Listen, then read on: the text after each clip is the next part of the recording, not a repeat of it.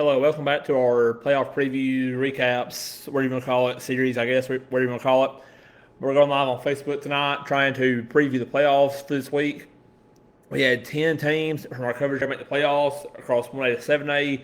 Each class had a team make the playoffs, so we have 10 games to go through. And we will timestamp the games in the description on YouTube and in the Facebook post.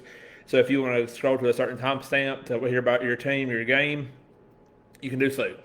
We're going to start with 1A though and work our way through by seed order in each class. So like in 3A and 4A, we have multiple teams. We're going to work through the seed lines each game, not choosing any picks or winners, but going through the seed lines to order our previews. Starting in 1A with Shoals Christian, the 4 seed from Region 7. They're headed to Appalachian across the state to rain on. I think it's in Gadsden. But they're headed out there. Appalachian is 10-0 this year. Shoals Christian is 4-6. And their strength of schedule, Shoals Christian has a stronger strength of schedule at 443 win percentage to Appalachian's 380. Strength of schedule is the overall record of your opponents. So all the opponents you play, that record combined into one. Their strength of record, Appalachian has a better one at 380, but they're 10-0. Where Shoals Christian is a 205 strength of record, meaning the combined record of the opponents both teams to beat is a 380 win percentage and a 205 win percentage. So Appalachian has the edge there. Appalachian has the edge in points per game, 40 points a game to 17.9 for Shoals Christian. Points allowed per game, Appalachian again the advantage, 13 points a game allowed to 41 points a game allowed for Shoals Christian.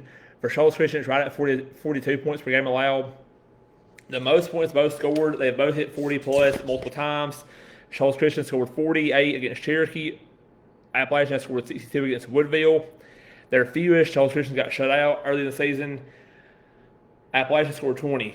Appalachian did not play a strong schedule, but they are 10-0. You got to respect that at least. But it's not a strong schedule. A lot of teams, 2-8, 3-7 teams, a couple 5-5, 7-win teams.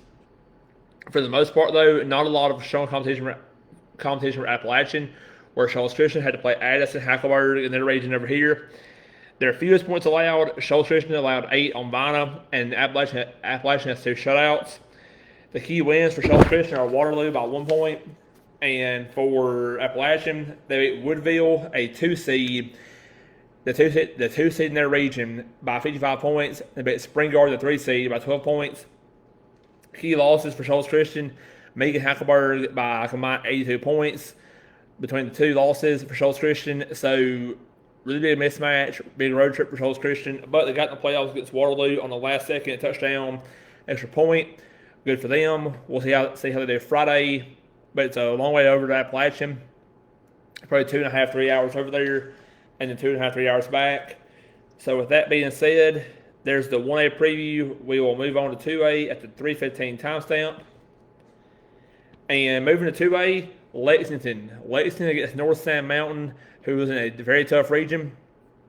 We have Powerhouse Pisgah and Pleasant Valley. North Sand Mountain, for a while of the season, had the best defense in the whole state, allowing 2 points a game. Now, part of that is probably because they played a very weak schedule. North Sand Mountain, strength of schedule, 420 to Lexington's 410. And then the record is 1 game better for North Sand Mountain. North Sand Mountain 8-2 record to Lexington 7-3. North Sand Mountain's both losses are in region to Pisgah and Pleasant Valley. So North Sand Mountain did not lose the game non-region, but also didn't challenge themselves outside the region too much. They played Woodville, a 1A 2 seed, who is 7-3, who lost to Appalachian. And then they went and played really nobody, it looks like, for the first part of the season. Allowed 7 points in game 1, back-to-back shutouts, allowed 6 points, back-to-back shutouts again, allowed 7, and then allowed 84 points in 2 games against Pleasant Valley and Pisgah. They've allowed 112 points in the last 3 games combined. If you add the Susan Moore game in at the end last week, 42, 42, and 30. They're allowing 2 points a game until they played Pleasant Valley, and then they are now allowing 13.4.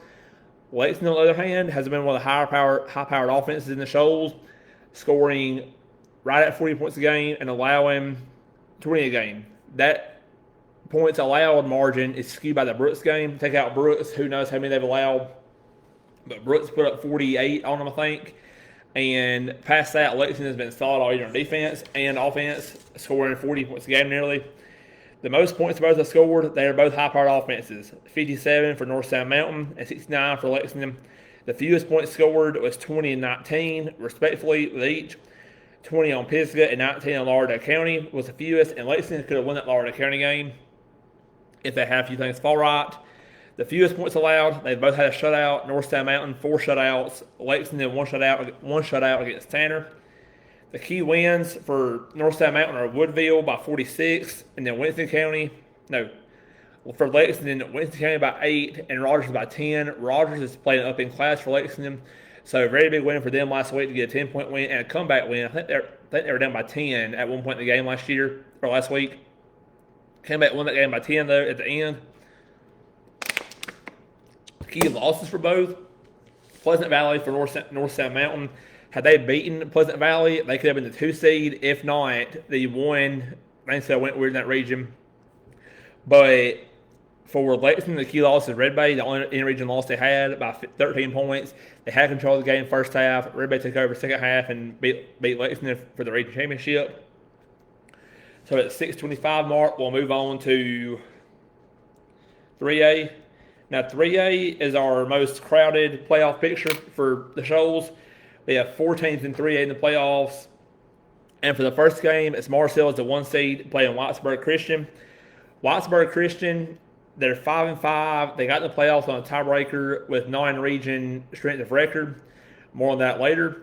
But they got in the playoffs last week because they won a non-region game. And they're 5-5. They don't look great, but they have a great head coach in Jerry Adcock.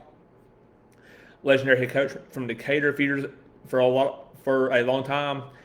But Whitesburg Christian is in that region with Geraldine and Fife, so a very tough, top-heavy region. And when you're in that region, you kind of got to do what you can do and get by where you get by at. So Whitesburg comes in at 5-5 against Mars Hill, 3-4 in the region. Mars Hill 10-0, undefeated the whole season. The strength of schedule, Whitesburg had a 404 strength of schedule to Mars Hill's 520. And Whitesburg's strength of record is 220 to Mars Hill's 520. Mars Hill went out and played Scottsboro, Russellville, and Madison Academy in non-region, really tested themselves. But if you want to say a test, you can. They won every game by double digits. Their closest game all year was the Madison Academy game, and that was a 24-point margin. So for a test, you could say Mars Hill went out and tested themselves, but they also went out and dominated everybody they played this year. When you have 2 running backs in the backfield, Hudson Higgins and Jackson Penn, who have both committed to play at UAB and Troy, it is very tough to beat Mars Hill. And it looks like 3A is going to be theirs to lose nearly. But points per game, Whitesburg Christian 27-4 a game, Mars Hill 51-7 a game. Points allowed, Whitesburg 23-4, and Mars Hill 11.6 a game allowed. Mars Hill's defense is the second best defense in our coverage area behind most of Shoals, and the best small school defense we have in our coverage area. I think above Lexington, and you split it by 1A and 3A. Most points, Whitesburg scored 42 on a winless Asbury team. I think they were winless. They were not good. I know that much, at least record-wise. Asbury, 0-10, yes. So they shut out undefeated winless team, and Mars Hill, 62 on Colbert County, who we'll get to in a minute. The fewest points scored for Whitesburg, it was 13 on Cleveland, a 2-8 2A team. And for Mars Hill, it's 41 against Scottsboro, a 6A, who that game was supposed to be a test for Mars Hill. They scored 41 on Scottsboro. It was still a test, though. It was a wet game, looks like from the highlights. Wet, messy game. So that helps in the playoffs. It's going to be cold, wet, rainy. Who knows what when you go to these other parts of the state to play. Most points allowed for Whitesburg, 62 against 5. And for Mars Hill, it was 27 against Madison Academy. The fewest points allowed were 6 for Whitesburg Christian against Brindley Mountain, Gaston, and Holly Pond. I think combined 9 or 10 wins there between those 3. And for Mars Hill, 2 shutouts, Colbert Heights and Clements. The key wins for Whitesburg was Holly Pond and Holly Pond by 22 points. For Mars Hill, it's the non-region wins. When you beat Madison Academy at 4A, Russellville 5A, and Scottsboro at 6A, all by 24 or more, it is very impressive in your resume. And I think for Mars Hill, it's going to be theirs to lose. They could match up with Geraldine in the third round, which will be a showdown. But until then, they gotta win round 1 and round 2. Moving on to Colbert County, one of the more surprising teams this year in the Shoals. Actually, their best offensive season in school history through 10 games, not counting playoffs, just counting 10 games totals. Colbert County, though, playing Collinsville, an 8-2 team from that same region as Shoals Christian in 5. Collinsville strength of schedule 404. Colbert County 520 strength of schedule. For Collinsville, strength of record 300 win percentage, and for Colbert County 400 win percentage. So for Colbert County, very impressive schedule this year, very impressive wins. They opened up with, I think, 7 straight playoff teams from last year, or maybe it was 6 straight. Yeah, it was 6 straight playoff teams from last year to open the season with. Central, Tanner, Marcel, Lauderdale, County, Rogers, and Deshler. They went 3-3 in that stretch, so very impressive for Colbert County there. And the close of 4 straight wins to end the season. Colbert County, one of the higher-powered offenses in the Shoals, 40 points a game to Collinsville's 39.8. So the scoreboard might break in Lexington if they're not careful on Friday. And the points allowed per game, Collinsville allows about 23 points a game to Colbert County's 26 points a game. So two evenly matched teams, can both score, can both defend pretty well. Should be a good game out there in Lexington. Colbert County is also a historic playoff team in the state. I think they have the most playoff appearances in the state, or most consecutive in the state. Not entirely sure on that exactly. Most points scored, they've each scored 60 plus a couple of times. Collinsville 63 points. Colbert County 72 points on Elkmont, I think 2 weeks ago.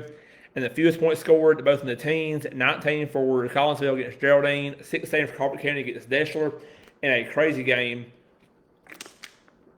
It started out fast on both sides. They had 30 points combined in the first 3.5 minutes of the game. It was really crazy. I watched a ton of football. It's one of the crazier starts to the game I've seen. And the most points allowed, both have allowed 50 plus this year. 58-5 for Collinsville, 62 for Colbert County to Mars Hill. Fewest points allowed, they've each allowed 6 and 7 points a game respectively, at least once. And the key wins for Collinsville, it's the mid part of the region for them, winning by 3 points and 2 points against Whitesburg and Sylvania, a non-playoff team. I want to highlight this though. They have won 2 games by 3 and 2 points. So if it's a close game, you never know how it's going to go. If it's close game, playoffs, pressure, and the weather and everything going for teams, momentum, all that too. Colbert County though went into Rogersville and got a big win at Lauderdale County, and then the next week beat Rogers back-to-back weeks to basically lock up the 2 seed in the region. That Rogers win for Colbert County was what I call a miracle win. It had a deep pass down the field, and then it was tipped, caught by the receiver, ran for like 60 yards for a touchdown at the end, kicked the extra point to go ahead. But for key losses, Geraldine for Collinsville by 10 and 5 by 36. And for Colbert County, Central by 7. Couldn't really find a key loss with the Mars Hill game for Colbert County because it was a right at 40-point deficit. But that's what everybody did with Mars Hill this year. They lost by like 30 or 40. So the Central game, Central was a playoff team last year, had lost a lot. It was game 1 of the season, lost by 7. Could have had a chance to win.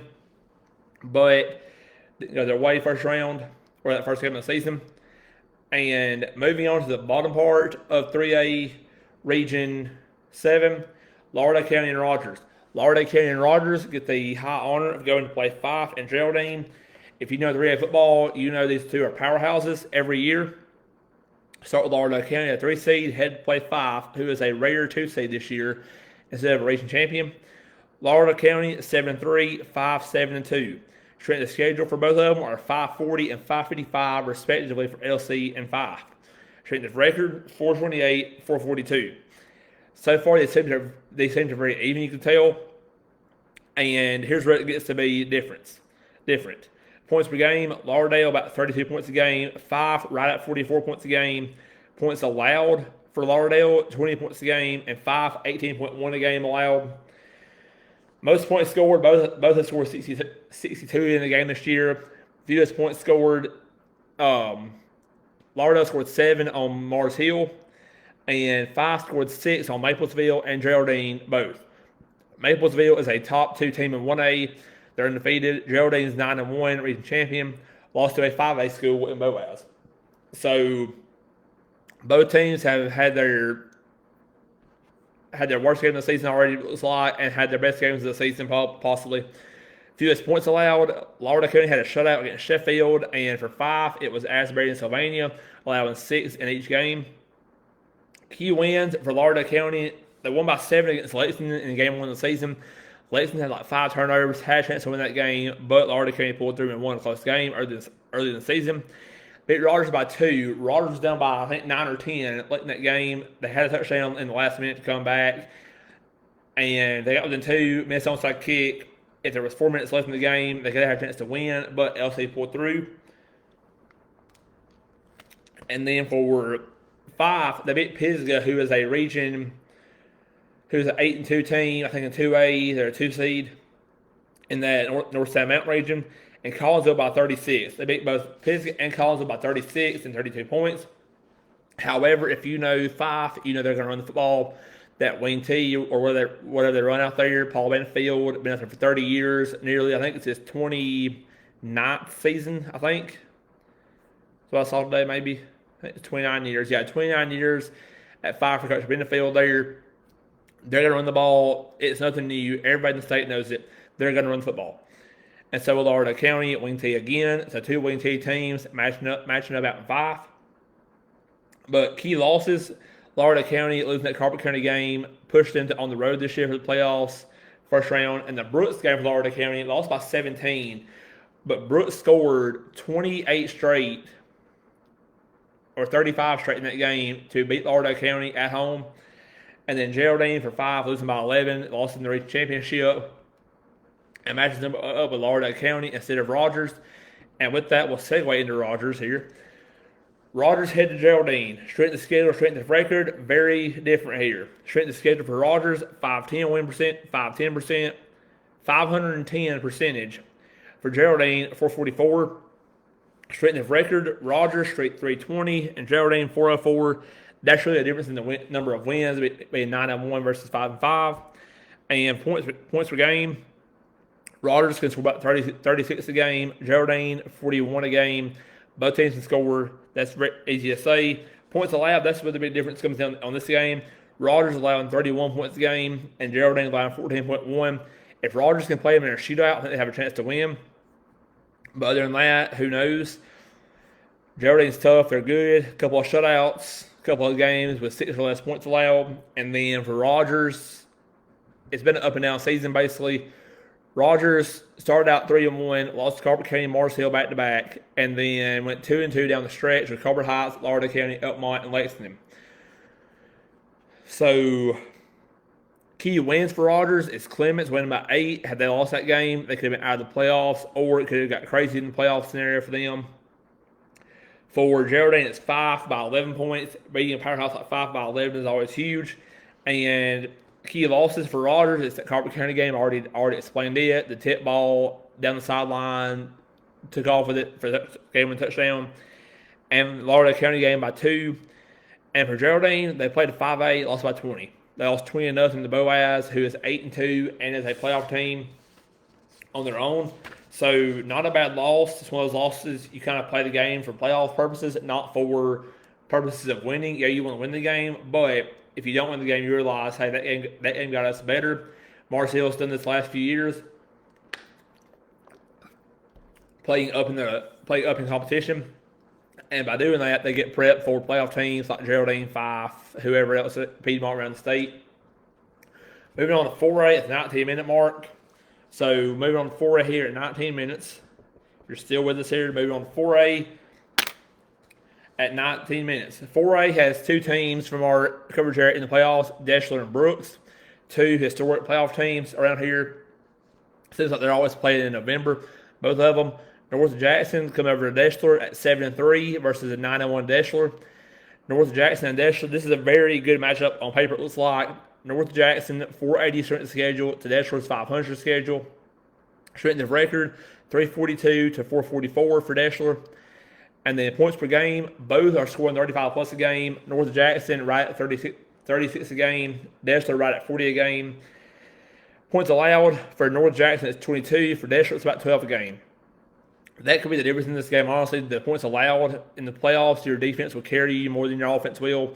So Deshler allowing 12 points a game gives them a upper hand. North Jackson allowing 22 a game, but they're also in a tough region. When you look at their region, also they're in a region. They're in a region with Madison Academy, Plainview, who's undefeated, and it's a really good region over there in 4A, Region 8. Yes, Region 8, 4A. But North Jackson though has scored 61 this year. Deshler scored 58. Deshler scored 55 or more in a few games this year. 56, 57, 58, and really high-powered offense for Deshler. Fewest points allowed. Both have shutouts, combined 3 shutouts between the two teams here. North Jackson shut out Sylvania and New Hope, where Deshler shut out East Florence. Key wins. Also, fewest points scored. My bad. Back up here for a second. Fewest points scored. Deshler scored 7 on West Morgan last week. Had a chance to win that game late. And then Scottsboro shut out North Jackson in week 2, I think. But once again, North Jackson playing up in the competition to go play Scottsboro at 6A, where the gap really is in football. It's 5A, 4A, and 6A.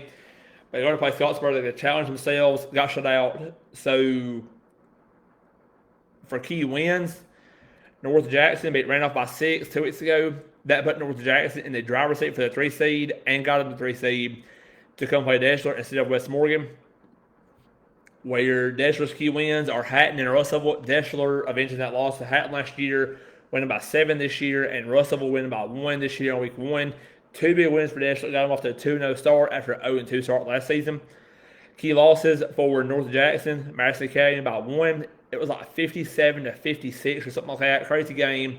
Both offenses couldn't stop scoring. Really didn't know who got to stop. If I had to guess, probably a 2-point conversion there or extra point missed. Decided that game. And Plainview, they lost by 11. So Plainview is a top 5 team in 4A, and they lost by 11 to them. I don't believe they're stalking the rankings across the state because we all know how those work. If you don't, it's all the state writers are in the state voting, and you can't really get a good gauge on the rankings around the state. For Deshler, if you only have 1 loss, your key loss is pretty simple. It's West Morgan by 6. West Morgan is a really good team who has a chance to go to state this year. If not this year, who knows when. Good group of seniors over there with West Morgan as well. But moving on to Brooks and Plainview. Brooks and Plainview, this is one of those where the 4 seed has a better strength of schedule.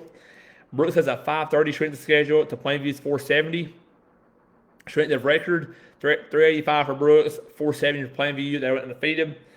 And they both scored 35-plus points a game, 34.8 for Brooks. Plainview, 45 a game. They both allow in the teens. Brooks right at 20 a game, and Plainview right at 17.5 a game for points allowed per game. Most points scored, they have both scored 60 at least once. Fewest points scored. Brooks scored 6 on Hatton in week 2. Brooks got the short end of the stick in that region, getting West Morgan and Hatton right out the gate. And then Westminster held Plainview to 26. Westminster is a 4-6 team in that region, but held Plainview only 26 points this year, which is Plainview's season low, which is kind of odd. But it's also week 1. You never know how that goes. Week 1 jitters and nerves. Who knows how that goes? And fewest points allowed. Brooks has 2 shutouts on the season, where Plainview has 3 games of allowing 7. Who knows if that was in garbage time or when the backups ran. Most points allowed. Brooks has allowed 47 points to West Morgan. That was the only time they allowed 40-plus all season, I'm pretty sure. Yes. And then for Plainview, they allowed 27 on Madison Academy this year, who is an 8-2 team. Lost to Marcel and Plainview, but also won that game by 22 points, so it wasn't close. And then key losses for Brooks is that Deshler game by 13. Losing by 13 is a lot better than losing by 27 like they did to Hatton. And for Plainview, they had no key losses because they had no losses to start with. So a little bit of fun fact here on this Plainview Brooks game. Coach Dale Pruitt for Plainview is the father of Coach Jeremy Pruitt, who's a former Alabama assistant, former Tennessee head coach. I think he was a Georgia assistant. He also just got approved to be a analyst at Jacksonville State next season. So possibly his last run with his dad out there at Plainview. on the high school level before he gets back into the college ranks. He was at Tennessee coach that got suspended a few years ago and all that kind of NCAA junk. But moving on to 6A here at the 25-minute mark. We got 2 more games left. If you're still with us, the Muscle Shoals and Florence games. So Muscle Shoals, one of the best defenses in the state, arguably, if not the whole state, statewide 1A to 7A. Muscle Shoals up front, their defense allows 6.4 points a game. They got 2 kids at least playing college football next year at Bama and Arkansas, and Kamari Johnson and Keawe Foster, each going to Bama and Arkansas respectively next year to play football. But they're 9-0 this year. They get May Jemison, who is a 4-6 team from the Huntsville region. And May Jemison has a 500 Trenton schedule to Muscle Shoals, 533. Trenton of record, 275 to 533 points per game. May Jemison about 16 points a game. On offense. Muscle Shoals allows or scores 38 points a game. Points allowed per game. May Jemison about 17 a game. Muscle Shoals allowing 6.4 points a game. It is insane. At one point this season they were allowing like 3 points a game. But the Jasper and Hartsville game bumped those numbers up to 6.4. Muscle Shoals has scored 66 points this year in a game and allowed 24 at the least, or scored 24 at the least. This game is pretty straightforward. Probably the most mismatched game in the Shoals, where a Shoals team has the advantage of any of them. Also, want to note on this game is being played on Thursday night, not Friday. This game will be played on Thursday, November 6th at Muscle Shoals. They're playing this early, possibly for scouting purposes and or rest. So they're playing on Thursday at Muscle Shoals. Muscle Shoals, really good, pretty straightforward. Hartsville and Jasper both had a lead at halftime on Muscle Shoals. Muscle Shoals shut both teams out in the second half and rolled to wins by double digit wins. Tylen Smith had a pick 6 in the Hartsville game to seal it, and then in the Jasper game, the defense locked down. Defensive line got pressures on the quarterback and really shut them down. Moving on to 7A, and here's where we'll have a discussion about the tiebreakers here in a second. All right, 7A. Here's the deal. Florence got the short end of the stick here. And the way they did it was, we thought we had a crazy scenario last week, but we didn't. What they basically did was this. They basically went through all the schedules, Spartan did, and went and found that whoever beat Huntsville, I think. Let me pull the standings up 1 second. Whoever beat Huntsville was in the tiebreaker still. So one of the tiebreakers says whoever beat the whatever ranked team in the region stays in the tie. So if it's a multi-team tie and nobody beat everybody else, it goes to this, like we talked about last week. So they went to the Huntsville game to find out who all beat Huntsville. Huntsville's results were Huntsville had lost to everybody but Austin. So you pull Austin out of the tiebreaker. You then have Florence, James Clemens, and Sparkman. So then you go head to head. Once again, nobody beat all three. You go to the Bob Jones game because they all beat Huntsville. And James Clemens lost to Bob Jones. So you now have Florence and Sparkman for the 1 and 2 seed. Sparkman beat Florence head to head. So because of that, Sparkman's the 1 seed. You go back to 3-team tiebreakers now with Florence, Austin, and JC. With this, you go head to head first. Can't break it there because James Clemens split with Austin and Florence, and then Florence split with Austin and James Clemens. They all beat each other. You go back to, I want to say it's the Huntsville Bob Jones games. If you're in the comments and listen to this, let me know. I think I've never forgot how they broke this. But you go back to the tiebreakers there where you basically pull